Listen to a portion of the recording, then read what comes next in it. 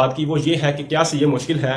तो जी भाईजान, सीए बहुत ही ज़्यादा मुश्किल है, क्योंकि यार ये एक प्रोफेशनल स्टडी है तो मुश्किल तो होगी ना होगी। तो ये डिपेंड करता है आप पर कि आप किस तरह की जॉब कर रहे हैं। मीन्स कि अगर आप किस तरह के मुलाजम हैं, अगर आप बड़े मुलाजम हैं तो आपको अच्छी सैलरी होगी, और अगर आप छोटे तबके के मुलाजम हैं तो आपकी जो सैलरी वो कम होगी। मीन्स के कभी भी सीए में पहले 2 लेवल में फेल ना हुए हों तो आपकी जो इंडक्शन है वो बिग 4 में होने के चांसेस होते हैं। इसके अलावा अस्सलाम वालेकुम रहमतुल्लाहि व बरकातुहू। Welcome back to my YouTube channel. उम्मीद है गाइस आप सब ठीक होंगे और अपनी अपनी लाइफ को अपने अपने तरीके से एंजॉय कर रहे होंगे। This is Rahil speaking. तो आज का हमारा टॉपिक है सीए मींस चार्टर्ड अकाउंटेंट। आज हम चार्टर्ड अकाउंटेंसी के बारे में बात करेंगे। वीडियो स्टार्ट करने से पहले मैं आपको बता दूं कि हमारे सब टॉपिक्स क्या होंगे, हम किस किस चीज़ के बारे में बात करेंगे। हम सबसे पहले बात करेंगे कि सीए का एब्रीविएशन क्या है। उसके बाद हम बात करेंगे कि आप सीए किस बॉडी से करते हैं, कौन सी बॉडी आपको सीए करवाती है। उसके बाद हम बात करेंगे कि सीए में एंट्री रूट कौन से हैं, सीए का एलिजिबिलिटी क्राइटेरिया क्या है, सीए में कितने पेपर्स होते हैं, सीए में कितने लेवल्स होते हैं और हर लेवल में कितने पेपर्स होते हैं। उसके बाद हम बात करेंगे कि सीए की आर्टिकलशिप के बारे में। फिर हम बात करेंगे सीए में टाइम ड्यूरेशन, कितना टाइम लगता है। हम बात करेंगे कि सीए में कितने पैसे लगते हैं एक सीए को बनने के लिए। और उसके बाद हम बात करेंगे मोस्ट इंपॉर्टेंट थिंग कि सीए का स्कोप क्या है, सीए की जॉब कहाँ है और सीए की सैलरी कितनी होती है। तो मैं आपको ये कहना चाहूंगा कि अगर आप ये वीडियो बगैर स्किप किए एंड तक देखेंगे तो इंशाल्लाह आपको कोई और वीडियो सीए के बारे में इंफॉर्मेशन लेने के लिए देखनी नहीं पड़ेगी। तो बगैर कोई टाइम वेस्ट किए चलते हैं अपनी वीडियो की तरफ और बात करते हैं सीए के बारे में। तो भाईजान, सबसे पहले मैं बात करना चाहूंगा कि सीए का एब्रीविएशन क्या है। तो सीए का एब्रीविएशन है चार्टर्ड अकाउंटेंट। सीए कहां से करते हैं, तो पहले मैं आपको ये क्लियर कर देना चाहता हूं कि सीए हर कंट्री का अलग-अलग होता है। एक प्रोफेशनल अकाउंटेंसी बॉडी होती है जो कि सीए को हैंडल करती है, हर मुल्क की अलग-अलग होती है। मींस कि जैसे कि अगर पाकिस्तान की बात की जाए तो वहां पे है ICAP institute of chartered accountant of Pakistan. इसी तरह से अगर इंडिया की बात की जाए तो आईसीएआई है, institute of chartered accountant of India.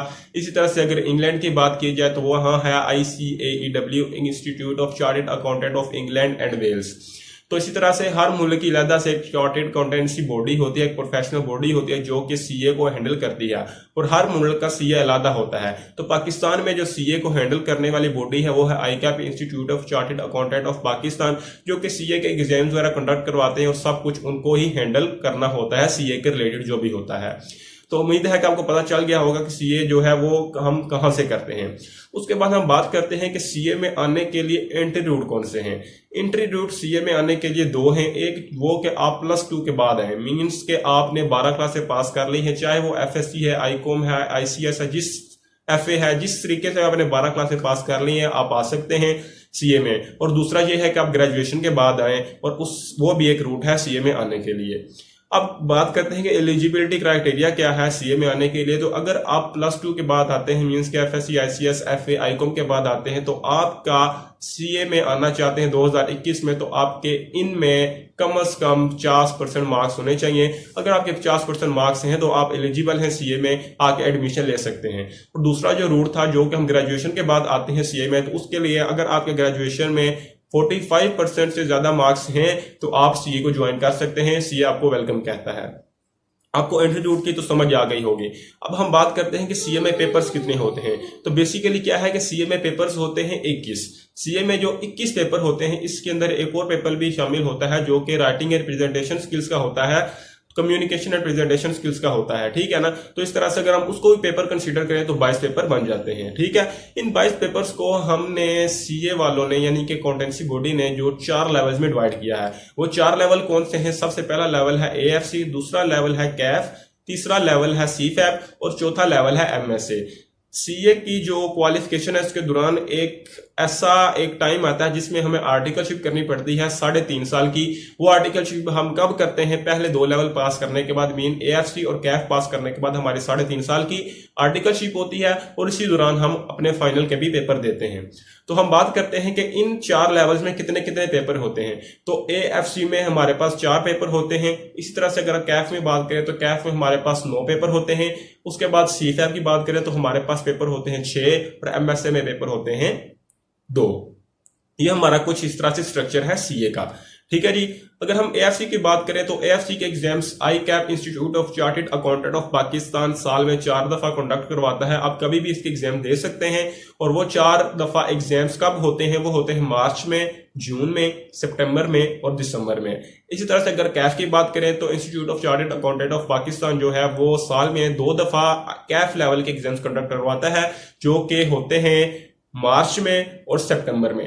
इसी तरह से अगर बात की जाए कैफ सीफैप लेवल की, तो सीफैप लेवल और एमएसए लेवल की भी जो है institute of chartered accountant of Pakistan साल में 2 दफा एग्जाम्स कंडक्ट करवाता है, जो कि होते हैं जून और दिसंबर में। तो आप इन यानी कि एग्जाम्स कंडक्ट कराता है आई कैप, तो आप कभी भी यानी कि इस ड्यूरेशन में एग्जाम दे सकते हैं। अब बात की जाए कि एएफसी में जो पेपर होते हैं तो उनका यानी कि क्या तरीकाकार होता है, तो एएफसी के पेपर जो होते हैं वो बिल्कुल आसान होते हैं। तो एएफसी के पेपर जो है वो आप 3 माह में प्रिपरेशन करके दे सकते हैं, इतना मुश्किल काम नहीं होता है। ठीक है। अगर हम कैफ लेवल की बात की जाए तो कैफ लेवल का पेपर कितने दे सकते हैं, तो हम बात करते हैं जो कि आई कैप की पॉलिसी है वो ये है कि आप जो है आई कैप की जो पॉलिसी के मुताबिक कैफ के पेपर हैं वो 1 से लेकर 5 तक दे सकते हैं। मींस के मिनिमम आप 1 पेपर दे सकते हैं एक अटेम्प्ट में और मैक्सिमम 5 दे सकते हैं। लेकिन आम जो ट्रेंड पाया जाता है मार्केट में, जो कि टीचर भी सुजेस्ट करते हैं, वो ये है कि आप कम से कम 3 पेपर उठाएं और वो जो है वो दें, तो वो एक यानी कि एक नॉर्मल ड्यूरेशन होती है और 1.5 साल में कैफ जो है क्लियर हो जाता है। इस तरह से सीफैप और एमएससी है उसमें कोई रिस्ट्रिक्शन नहीं है, आप जितने पेपर चाहें उतने पेपर दे सकते हैं। ये बात हो गई हमारे लेवल्स के बारे में, इंफॉर्मेशन हो गई। उसके बाद हम बात करते हैं हमारी आर्टिकलशिप के बारे में। जब आप एएफसी और कैफ लेवल पास करते हैं तो उसके बाद हमारी आर्टिकलशिप आती है। तो आर्टिकलशिप के बारे में जो है ना, ये जरा थोड़ा सा मैं एक्सप्लेन करना चाहूंगा, स्टार्ट से इसको जरा ध्यान से सुनिएगा। आर्टिकलशिप जो हम करते हैं वो हम करते हैं, मुख्तलिफ फर्म्स होती हैं, इंडस्ट्रीज भी होती हैं जहां मर्जी कर सकते हैं। लेकिन जो प्रोफेशनल्स हैं, जो कि टीचर्स हैं, वो सजेस्ट ये करते हैं कि हमें आर्टिकलशिप जो है वो फर्म्स में करनी चाहिए, क्योंकि वहां पे हमें ज्यादा अपॉर्चुनिटीज मिलती हैं सीखने की और अपने करियर में ज्यादा यानी कि आगे बढ़ने की। तो इसलिए जो आर्टिकलशिप है वो फर्म्स में करनी चाहिए। फर्म्स में अगर बात करें तो सीए का जो एक सीए का स्टूडेंट होता है उसका ड्रीम होता है कि वो बिग 4 में जाए। बिग 4 में क्या आती है, सॉरी फर्गसन आती है, फिर केपीएमजी आती है, फिर हमारी ईवाई आती है, फिर डिलोइट आती है। डिलोइट तो भी यानी कि पाकिस्तान से जा सकती है और यूसुफ आदिली रह गया, तो ये चीज है। अब क्या है कि बिग 4 में इंडक्शन कैसे होती है, तो मींस का ये डिपेंड करता है कि आपकी नंबर ऑफ अटेम्प्ट्स, कितनी नंबर ऑफ अटेम्प्ट्स लेकर आप जो है वो पास करते हैं कैफ। तो मींस के अगर आपको बिग 4 में जाना है तो आपको जरूरी है कि आप कभी भी सीए में पहले 2 लेवल में फेल ना हुए हों, तो आपकी जो इंडक्शन है वो बिग 4 में होने के चांसेस होते हैं। इसके अलावा नीचे आगे फर्म आ जाती है, वहां पे इंडक्शन होती है, 3.5 साल की आर्टिकलशिप होती है और उसके बाद जो है वो आप पेपर भी उस दौरान एमएसए और सीसा के देते हैं। इसमें एक और चीज हाई कैप की तरफ से जो पॉलिसी है वो ये है कि आपकी फर्म में इंडक्शन के 1.5 साल तक आप कोई भी पेपर सी फैब का नहीं दे सकते, यानी कि जो कि सीए का तीसरा लेवल है। सी फैब का पेपर जो है वो आप फिर देंगे, कब देंगे, वो देंगे 1.5 साल की ट्रेनिंग पूरी करने के बाद आप सी फैब के पेपर देने के एलिजिबल हो जाते हैं। ठीक है। सी फैब का पेपर देने के बाद फिर इसी तरह एमएसए के पेपर देते हैं और उसके बाद वो पास करने के बाद आप फाइनली चार्टर्ड अकाउंटेंट बन जाते हैं। और अगर बात की जाए टाइम ड्यूरेशन की, तो ये टाइम ड्यूरेशन बनता है राउंड अबाउट, अगर आप सीए में कभी भी फेल ना हो तो बनता है 5.5 से 6 साल के दौरान इन एवरेज जो है वो एक बंदा जो है वो चार्टर्ड अकाउंटेंट बन जाता है। लेकिन जो मार्केट में सीए का ट्रेंड चल रहा है, सीए कितनी देर में बनता है, तो वो तकरीबन जो है वो 7 साल लग जाते हैं एक सीए को बनने के लिए ऑन एवरेज, क्योंकि सीए में फेलियर जो है वो तो यानी कि मस्ट कह दूं तो गलत नहीं होगा, मस्ट होता है। तो अब हम बात करेंगे कि सीए बनने के लिए कितने पैसे लगते हैं। सबसे इंपॉर्टेंट बात ये है कि भाई मैं सीए में आना चाहता हूं तो मेरे पास कितने पैसे होने चाहिए कि मैं सीए जो है वो इजीली कर सकूं। तो मैं एक बात आपको बताता चलूं कि आपने बहुत से लोगों से सुना होगा कि सीए की स्टडी जो है वो बहुत यानी कि सस्ती स्टडी है, ठीक है ना, इतने ज्यादा पैसे नहीं लगते हैं। लेकिन रियलिटी बिल्कुल इसके बरअक्स जो है, रियलिटी जो है वो बिल्कुल ही मुख्तलिफ है। ठीक है ना, रियलिटी में ऐसा कोई भी नहीं है सीए में बहुत ज्यादा पैसे लगते हैं। मैं खुद सीए कर रहा हूं, मुझे पता है कि कितने पैसे लगते हैं। वैसे कहा जाता है कि यूनिवर्सिटीज में 10 लाख में जो इंजीनियरिंग होती है तो सीए में यानी कि 2.5-3 लाख, तो भाई ऐसा कोई सीन नहीं होता है। मैं आपको आज क्लियर कट पिक्चर आपको जो है एक्सपेंसेस की बताना चाहता हूं कि कितने एक्सपेंसेस आते हैं सीए में। बेसिकली सीए में अगर आप सीए में पढ़ रहे हैं तो सीए में 2 तरह के एक्सपेंसेस होते हैं। एक वो जो कि आपने ट्यूशन फी पे करनी होती है जहां से आप कोचिंग ले रहे हैं, और दूसरी वो जो कि आपने आई कैप को एग्जामिनेशन फी पे करनी होती है। ठीक है, अगर हम बात करें आई कैप की फी की तो वो पहले लेवल की जो बनती है 4 पेपरों की वो राउंड अबाउट बनती है 37,800 रुपया। 37,800 रुपया पहले 4 पेपरों की बनती है। और उसके बाद अगर बात की जाए कैफ लेवल की तो कैफ लेवल में राउंड अबाउट जो है वो तकरीबन एक पेपर की वो 5 से 6,000 से 7,000 तक भी जाती है। तकरीबन मेरे हिसाब से 6,000 तक तकरीबन जाती है। ठीक है ना, 6,000 रुपया ऑन एवरेज एक पेपर की फील गए और 9 पेपर होते हैं तो 54,000 वो मीन्स के सीधा सीधा 1,00,000 रुपया जो है वो आपने आई कैप को देना होता है अगर आप कोई पेपर फेल नहीं करते हैं। लेकिन सीए में पेपर फेल होता है, ये रियलिटी है। ठीक है ना, उसके बाद बात आती है आपकी ट्यूशन फी की। तो ट्यूशन फी में कॉलेजेस पर डिपेंड करता है कि आप किस कॉलेज में पढ़ रहे हैं। अगर आप लाहौर की बात करें तो बहुत से कॉलेजेस हैं जिसमें सबसे कम फीस लेने वाले, उससे ज्यादा और सबसे ज्यादा फीस लेने वाले। ये आप पर डिपेंड करता है कि आप उसमें कितने पैसे, कौन सी फीस जो है वो देकर पढ़ते हैं। तो अगर ऑन एवरेज बात की जाए तो एक कॉलेज जो है एक पेपर की फी जो ट्यूशन फी लेता है वो 15 से 20,000 रुपये लेता है। ठीक है ना, लेट्स सपोज अगर हम अभी बात कर लेते हैं 15,000 रुपये एक कॉलेज फी लेता है तो हमने पहले 2 लेवल में 13 पेपर पास करने होते हैं और 15 को जब 13 से मल्टीप्लाई किया जाता है तो वो बनता है 1,95,000। ठीक है, अभी जो हमारी पहले 2 लेवल की फी है जो बनती है 3,00,000 रुपया। ठीक है ना, और उसके बाद अगर आप यूनिवर्सिटीज में पढ़ रहे हैं तो आपको हॉस्टल यूनिवर्सिटी से मिल जाता है, आपके मेस एक्सपेंसेस कम हो जाते हैं। ठीक है ना, लेकिन सीए में ऐसा कोई नहीं है। आपने हॉस्टल अरेंज करना है तो वो खुद करना है और अपने यानी कि बलबूते पर ही करना पड़ेगा। आपको कोई भी सपोर्ट नहीं मिलेगी किसी भी किस्म की। तो अगर आप अपने एक्सपेंसेस डालें तो वो भी कम से कम महीने के 15 से 20,000 रुपया ऑन एवरेज एक माह का हॉस्टल का खर्चा आ जाता है। तो इस तरह से सोच लें कि आपका 2 साल में कैफ होने वाला है तो क्या होगा। उसके बाद अगर बात की जाए कि सीफैप और एमएस में क्या पैसे नहीं लगते हैं, तो बिल्कुल पैसे लगते हैं। लेकिन बात यह है कि जब आपकी आर्टिकलशिप शुरू हो जाती है तो आर्टिकलशिप में आई कैप की तरफ से 13,700 रुपये स्टाइपेंड होता है पर मंथ। तो अगर आप कोई अच्छे बच्चे हैं तो आप उसको यानी कि जमा कर लेते हैं तो आप वो यानी फी पे कर सकते हैं। लेकिन ऐसा होता नहीं है, आपको फिर सीफैप लेवल पे भी और एमएसए लेवल पे भी जाके अपने एक्सपेंसेस उठाने पड़ते हैं। और अगर मैं बात करूं कि सिर्फ फीस जो है वो सीए में तो अराउंड अबाउट 4 से 5 लाख रुपया बनती है। अगर आपके पास इतने पैसे हैं तो सीए में आए। ठीक है ना, बाकी अंधेरे में नहीं रखना चाहिए क्योंकि बहुत लोगों से सुना होगा कि सीए में पैसे नहीं लगते हैं, तो सीए में पैसे बहुत ज्यादा लगते हैं, इसलिए बी केयरफुल।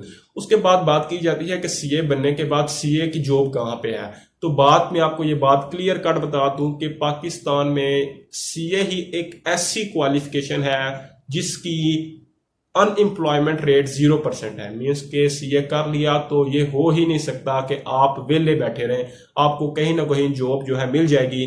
तो इसलिए आपने घबराना नहीं है जॉब के हवाले से। अब बात की जाती है कि सीए में जो है वो सीए बनने के बाद जॉब मिल गई तो सैलरी क्या होगी। तो ये डिपेंड करता है आप पर कि आप किस तरह की जॉब कर रहे हैं।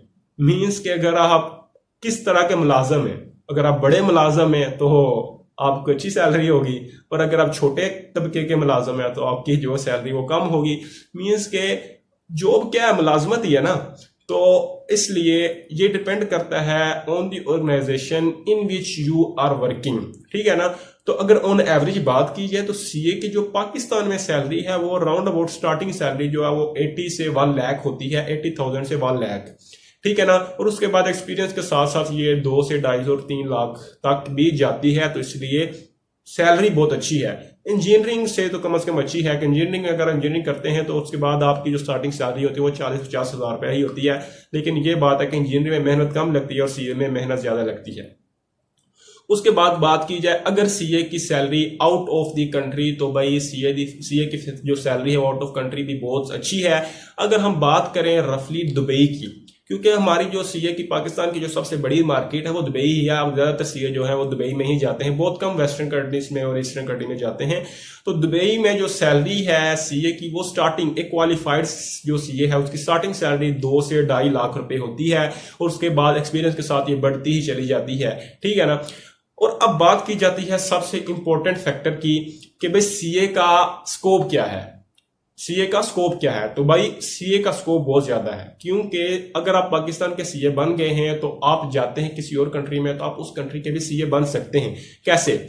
अगर आप लेट्स सपोज अगर आप किसी कंट्री में जाते हैं तो वहां पे चाहते हैं यार मैं पाकिस्तान का सीए हूं और मैं वहां का भी सीए बनना चाहता हूं, तो भाईजान आपको सिर्फ 2 पेपर पास करने पड़ते हैं ज्यादातर कंट्रीज में। वो कौन से 2 पेपर हैं? एक है लॉ का और एक है टैक्स का। आप उस कंट्री का पेपर पास करें तो आप वहां के भी सीए कहलाते हैं। तो मींस के सीए का सबसे बड़ा स्कोप यही है कि अगर आप पाकिस्तान का सीए बने तो सबका ही सीए बनने के लिए काबिल हो जाते हैं। 2 पेपर देने होते हैं, वो पास करके आप वहां का भी सीए बन सकते हैं। उसके बाद अब हम बात करते हैं सबसे इंपॉर्टेंट बात की, वो ये है कि क्या सीए मुश्किल है? तो जी भाईजान, सीए बहुत ही ज्यादा मुश्किल है, क्योंकि यार ये एक प्रोफेशनल स्टडी है तो मुश्किल तो होगी ना। तो मीन्स कि अगर आप बात करें, देखें कि आप एक ऐसी क्वालिफिकेशन कर रहे हैं जिसका अनएम्प्लॉयमेंट रेट 0% है, तो मीन्स कि आपको कुछ पाने के लिए कुछ खोना तो पड़ेगा ना, दिन रात मेहनत तो करनी पड़ेगी, तब भी आप इस यानी कि लेवल पे आएंगे। अगर हम रफली बात करें तो 1961 से लेकर 2021 तक अभी तक पाकिस्तान में 10,000 सीए बने हैं, और 1961 से 2021 तक कितने लोग उनमें से अल्लाह को प्यारे भी हो चुके होंगे। अल्लाह ताला उनकी मगफिरत फरमाए, उनको जन्नत में आला मुकाम अता करे। तो मीन्स के देख लें आप, अभी तक सिर्फ जो 60-61 सालों में सिर्फ 10,000 सीए। और अगर आप बात करें पाकिस्तान की, जो अभी 22 करोड़ आबादी है, और 22 करोड़ आबादी में से आपने एक छोटी सी पॉपुलेशन, एक माइनर सी पॉपुलेशन में आना है जो कि 10,000 की है, तो उसके लिए मेहनत भी तो उस टाइप की करनी पड़ेगी आपको। इसलिए भाईजान सीए मुश्किल है, लेकिन भाईजान सीए का रिवार्ड भी बहुत बड़ा है। तो अगर आप सीए में इंटरेस्टेड हैं, सीए में आना चाहते हैं, तो सीए आपको वेलकम कहता है। और आपको मेरी एडवाइस है, अगर सीए में आए तो कंसिस्टेंट रहें, इंशाल्लाह आप सीए बन जाएंगे। उम्मीद है कि मैं अपनी जो भी इंफॉर्मेशन है वो आपको ट्रांसफर कर चुका हूंगा। अगर आपका कोई भी क्वेश्चन है सीए के रिलेटेड, आप कमेंट बॉक्स में जरूर पूछिएगा, वीडियो को लाइक जरूर कर दीजिएगा, और वीडियो पर कमेंट भी अपना अच्छा सा कीजिएगा यार, उससे हौसला अफजाई होती है मजीद वीडियो बनाने के लिए। चैनल को सब्सक्राइब जरूर कीजिएगा। मिलते हैं नेक्स्ट वीडियो में, तब तक के लिए अल्लाह हाफिज, अस्सलामु अलैकुम।